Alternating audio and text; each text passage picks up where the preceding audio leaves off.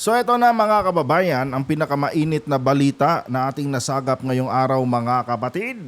Nako mga kababayan, Vice President Sara Duterte mga kapatid, pasimple pong nilalaglag ngayon ng kanyang asawa na si Attorney Mans Carpio.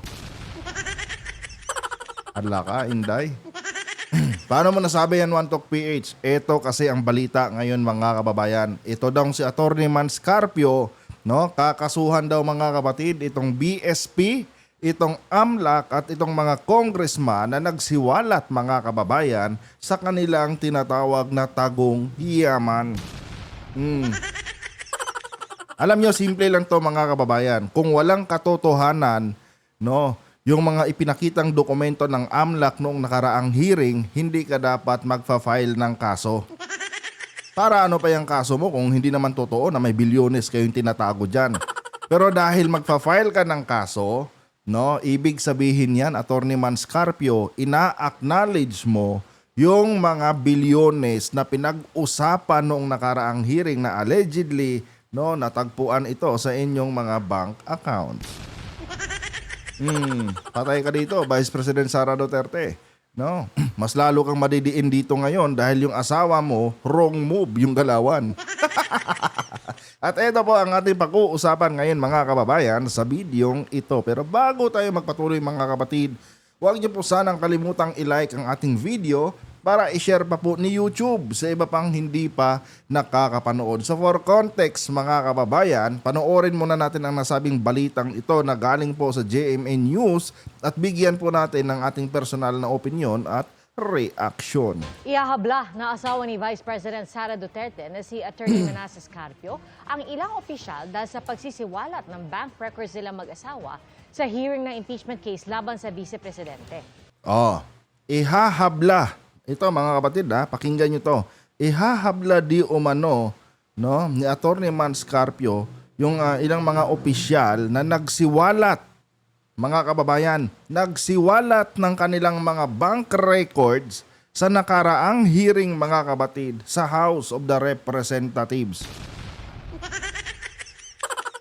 Diyan pa lang mga kababayan, no, inacknowledge na po talaga ni Attorney Mans Carpio mga kapatid na totoo yung mga dokumentong inilatag, no, ng AMLAC noong nakaraang pagdinig ng House of the Representatives. At dahil dyan mga kababayan, mas mapapadali ang pag-impeach kay Vice President Sara Duterte. Bakit kamo? Pinatunayan ng kanyang mister no, na totoo yung mga bank records na yun And eto pa mga kapatid sinite niya yung mga batas na na-violate mga kababayan nitong mga opisyal na ito. At ano yung mga batas na yun? Eto mamaya, sasabihin niyan dito sa balita mga kapatid. Tuloy muna natin to. Nakatutok si Jonathan Antal.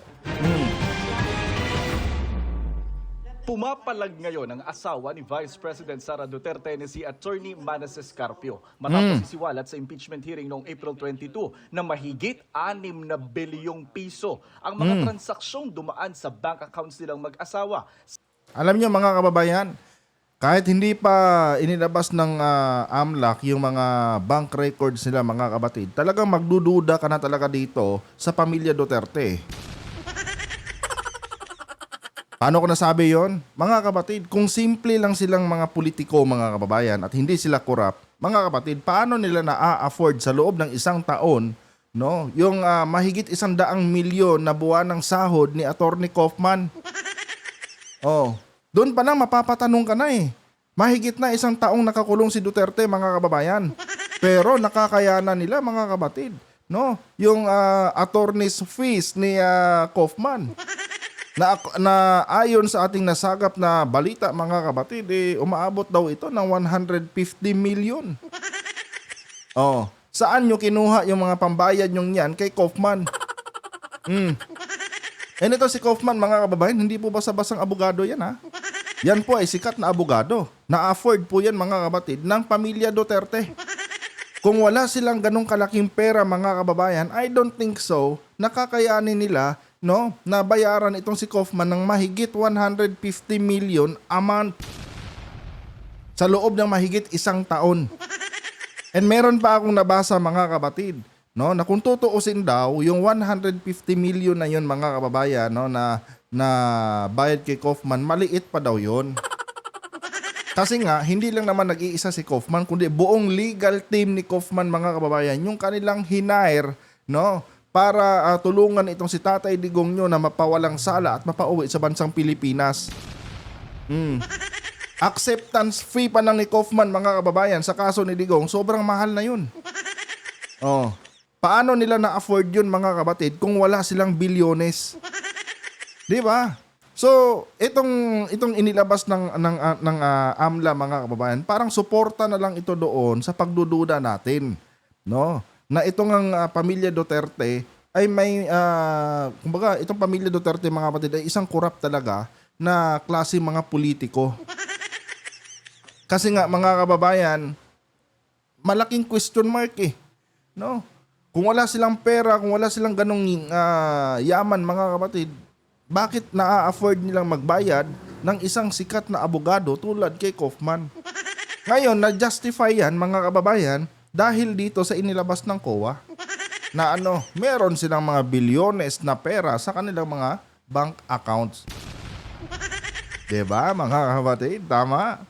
Oh, tuloy. Sabi ng Anti-Money Laundering Council, kaduda-duda o masyado yang malaki. Bukas, irereklamo ni Carpio sa Quezon City Prosecutor's Office sina BSP Governor Eli Remolona, AMLAC Executive Director Ronel Benaventura at House Justice Committee members dahil sa anyay paglabag sa Anti-Money Laundering Act, Bank Secrecy Law at Data Privacy Act. Oh. Nag-cite siya ng batas mga kababayan na nilabag nitong 6 na individual na ito. Ano yon? Anti-Money Laundering Act, Bank Secrecy Law, at Data Privacy Act. Ngayon mga kapatid, kung hindi totoo yung mga ipinakitang bank records noong nakaraang hearing, bakit mo sinight yung 3 elemento na yan? Sinight mo yan dahil na-violate yan. Na-violate yung inyong data privacy, na-violate yung bank secrecy law dahil nga inilabas ang inyong mga allegedly tagong yaman. Sinight nyo yan dahil tinamaan talaga kayo.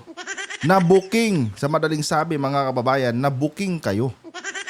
Na meron kayong mga bilyones sa mga bangko ninyo. Kung kaya't nakakayanan nyo, no? Yung mga katulad kay Kaufman na klaseng abogado. Di ba mga kababayan? At dahil dito mga kabatid, napakalinaw na po mga kababayan. No, napakalinaw na po mga kabatid na itong si Vice President Sara Duterte ay isang corrupt na klaseng opisyal. Hindi siya naging transparent Itong mga numero na ito, itong around 6 billion or 3 billion mga kabatid na nakalagay sa bank account ni VP Sara, hindi po ito nakalagay sa kanyang salin. Ngayon, kung hindi nakalagay sa salin niya yan, kung hindi na-declare sa salin niya yan, saan yung pera na yan? Kanino galing yung pera na yan? May nililihim siya mga kabatid. At yan po ang tinatawag nating ill-gotten wealth. Undeclared yan Diba mga kababayan?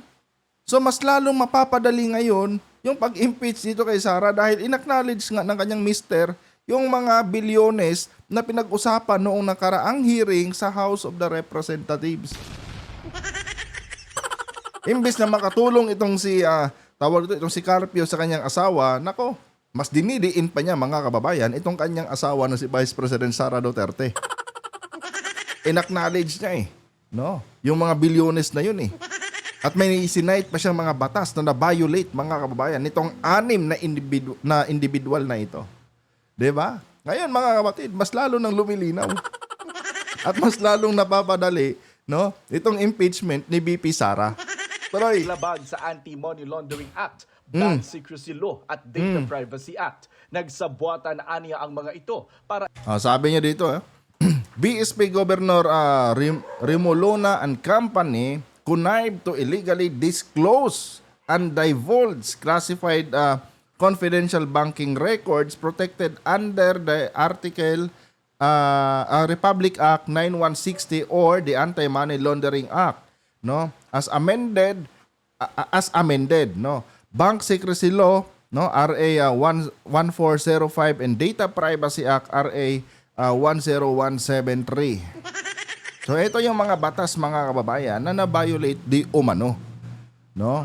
Kaya niya to sinight mga kapatid dahil applicable ito sa kanila. Isang patunay mga kababayan na yung mga yaman na yung bilyones na yon ay totoong dumadaan sa kanilang mga bank account. Ang tanong, bakit hindi dineclare? Bakit hindi nyo klinaro yan sa publiko? Sa batas kasi mga kabatid, no? Kapag ikaw ay isang opisyal, no? Kapag ikaw ay nasa katungkulan sa gobyerno, bawal ka, no, sa anumang mga negosyo. Dahil conflict of interest ito mga kababayan. 'Di ba? Dapat meron kang delikadesa. Pero mga kabatid, no, ilang taon bang nanungkulan si BP Sara sa Davao? Naging vice mayor siya, naging mayor siya. Ilang taon yun mga kababayan hanggang sa naging vice president pa siya. Tapos meron silang mga negosyo mga kabatid ha. Ibang klase. Number 1 violator sa batas. Tapos ngayon dumagdag pa to. No, may mga undisclosed sila mga kababayan na bilyones. Oh. Ngayon, wala na. Booking na kayo.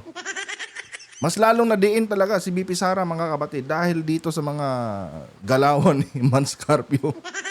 Ewan ko kung nakikipag-coordinate ito sa kanyang asawa, no? Kasi kung ako mga kababayan, no? Sisitahin kita. 'Di ba? Huwag kang gumawa ng mga ganyang hakbang.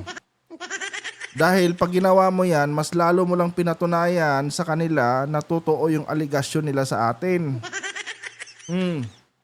Si Carpion, eto. Gustong kasuhan yung anim na individual. Yung taga BSP, yung taga AMLAC at yung mga congressman. Di wala na. Mas lalong lumilinaw na ngayon na totoo talaga na meron silang tinatagong yaman. Tuloy. Illegal na isiwalat ang mga classified confidential banking record nilang mag-asawa. Absolute at walang exception ani ang pagbabawal sa paglalabas ng bank records na nakuha ng AMLAC. Buwelta ni Congresswoman Leila de Lima, wala silang nilalabag na batas dahil hindi anya saklaw ng mga pagbabawal ang impeachment proceedings. Tanging mga opisyal at empleyado ng mga bangko raw ang pinagbabawalang magsiwalat ng bank records. Diyan pa na, tablado ka na. Tama naman si Senator Laila mga kababayan. Technically, 'di ba na kung maalala nyo nung panahon ni Digong, ito nga si Senator Antonio Trillanes, gusto niyang papirmahin ng waiver, no? Itong si Tatay Digong ninyo. Maging nung Quadcom, gusto pa niya papirmahin si Tatay Digong nyo ng waiver eh. Kaya nga lang mga kabatid, alam kasi ni Digong laruin yung batas eh, no? Meron kasing tinatawag na Bank Secrecy Law, no? At doon yun yung pinanghuhugutan ni Duterte, no, kung bakit ayaw niyang pumirma ng waiver. 'Di ba? And hindi naman nila pwedeng pilitin ang bangko. No? Na ilabas 'yon, yung mga bank records nila. Kanya nga lang, noong dumating ang impeachment ni Vice President Sara Duterte mga kabatid, may exemption nang nangyari. Kasi nga under scrutiny, no, ang pagkatao ni BP Inday ninyo. At lahat ng mga aligasyon na binabato sa kanya, kailangan may supporting documents yan. That's why may mga sabpina na ipinadala. No, dito sa AMLAC, dito sa mga bangko. 'Di ba? Kasi nga mga kababayan, kailangan kasing patunayan ni BP Sara na yung mga aligasyon na yun ay hindi totoo. And the only way para mapatunayan yan, kailangan talagang ilabas yung kanilang mga bank records. Kaya tama naman si Senator Leila de Lima dito. Wala silang na-violate dahil ibang usapan ng impeachment, no? Lalo na't pangalawa, no, sa pinakamataas na posisyon ng ating bansa, itong si Vice President Sara Duterte. Para matigil yung mga haka-haka na yan, kailangan talagang makita yung kanilang mga bank accounts. Ang problema mga kapatid, wala pang trial, wala na. Nagsilabasan na yung kanilang mga baho. At lalo pa ngayon, no? Itong si Mans Carpio, lalo pa niyang nadiin yung kanyang misis dahil inacknowledge niya eh. Kaya nga siya magkakaso eh. Wala na, BP Inday. Kumbaga, tinatraidor ka ng sarili mong asawa ngayon. Mga DDS. Oh.